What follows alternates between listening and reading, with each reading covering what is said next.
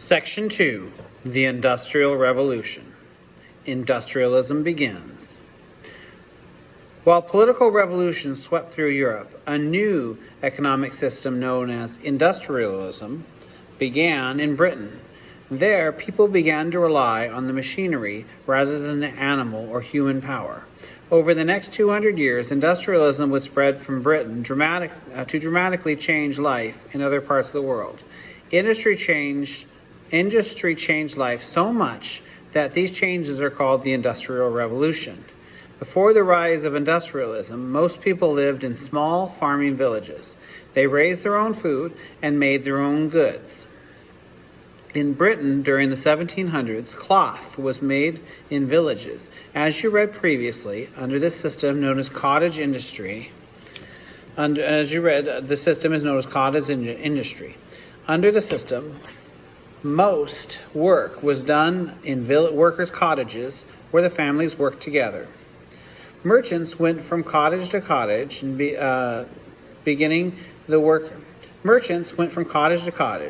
bringing the workers raw wool and cotton, using hand-powered spinning wheels and looms, and the workers would spin the thread and weave it into wool or cotton cloth. The merchants then picked up the finished cloth to sell.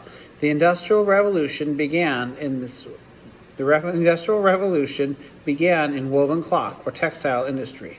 Merchants could make so much money from textiles they began to look for a way to make their cloth better and faster.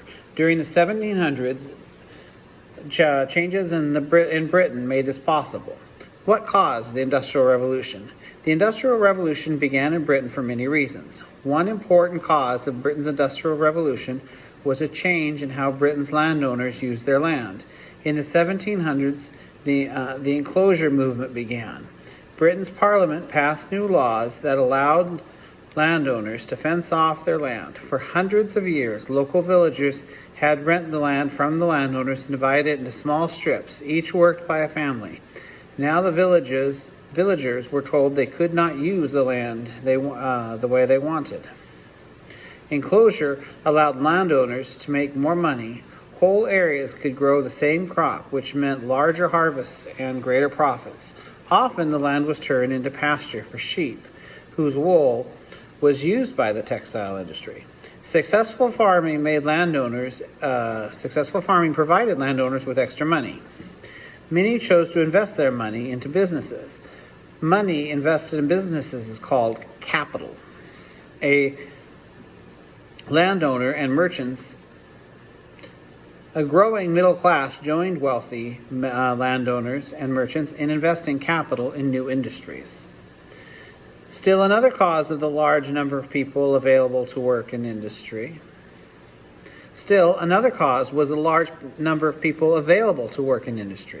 The enclosure movement forced many peasants off the land. They moved to the cities and became workers in the new industry.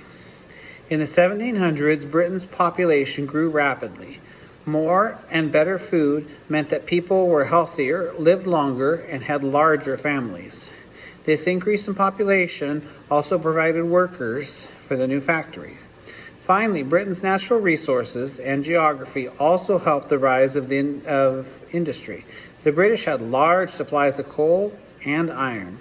Coal replaced wood as the fuel for running the machines. Iron was used in building and in making machines. The country had many fine harbors and rivers for transporting goods. Rivers also provide power for the earliest cotton mills. New inventions. Britain also had a number of talented inventors. Their inventions made the Industrial Revolution possible. Many of these inventions had developed in the late 1700s for the textile industry. James Hargreaves invented a spinning jenny that could spin cotton into thread very quickly. Richard Arkwright developed a way of powering a spinning machine with water, and Edmund Cartwright created a new powered loom. This machine could weave the thread into cloth as fast as the new spinning machine produced it. In 1769, James Watt designed a steam engine that could power new machines. Steam soon replaced water as the major source of power. As the need for machines grew, iron was needed to make these machine parts. In 1753, Henry Cort found a way to turn coal into iron ore. Found a new way to use coal to turn iron ore into pure iron. As a result, iron became cheaper, production grew, and coal mining became a major industry.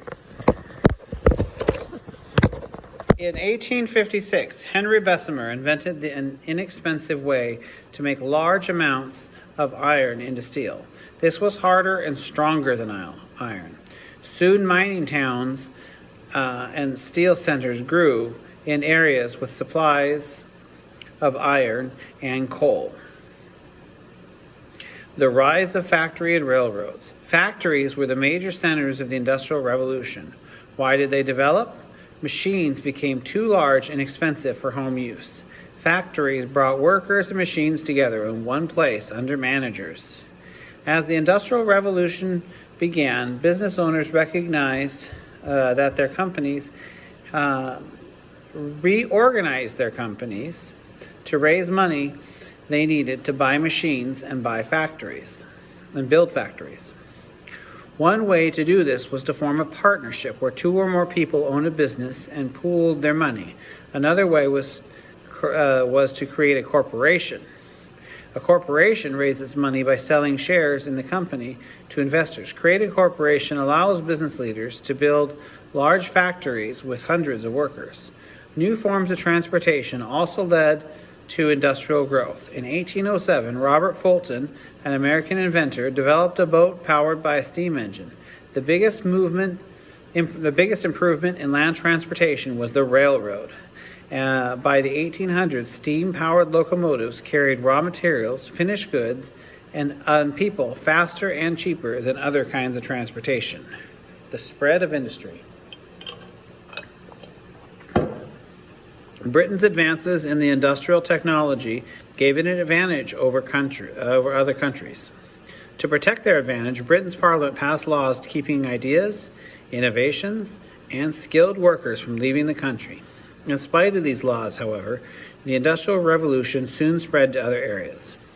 Industry in Europe and America. From Great Britain, the Industrial Revolution spread to France, Belgium, Germany, and the United States. European governments encouraged the rise of industries. They helped build factories, railroads, canals, and roads. By the 1820s, British business owners and investors made so much money from industry, they began to invest in factories and railroads in Europe. Their investment helped the Industrial Revolution get started in other countries. The Industrial Revolution also took hold in the United States. British investors and American engineers built factories for making textiles and shoes. Workers, including women and children, left rural areas to work in the cities. Like Britain, the United States had many natural resources. Again, America has quickly built roads and canals to move goods and people across the vast nation. Fulton's steamboat improved transportation on inland waters, and railroads soon crisscrossed the country. New scientific discoveries. As the 1800s continued, many scientific discoveries helped to keep the Industrial Revolution going. Iron was replaced by steel starting in the 1870s. Steel became the leading industrial material. Other inventions made use of electricity. Electricity could be easily converted to heat, light, or motion, and could be sent through the wires.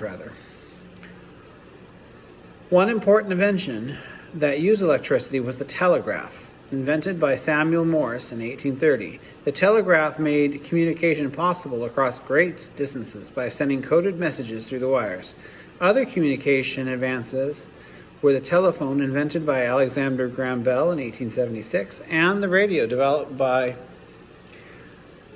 Guglielmo Marconi in 1895. In 1831, Michael Faraday discovered that a magnet moving through a coil of copper wires produced an electric current. Within 40 years, that discovery led to the invention of electronic generators. Thomas Edison developed the light bulb, which used electricity to create light. As demand for electricity rose, investors in Europe and the United States funded the first power plants. These were powered by coal or oil. Major breakthroughs also took place in transportation. In the 1880s, Germany's Rudolf Diesel and Gottlieb Daimler invented the internal combustion engines that produced a lot of power by burning oil-based fuels. Within a few decades, internal combustion engines powered boats. They also made possible two other new kinds of transportation, the car and the airplane. In 1903, two American inventors, Orville and Wilbur Wright, successfully tested the world's first powered airplane.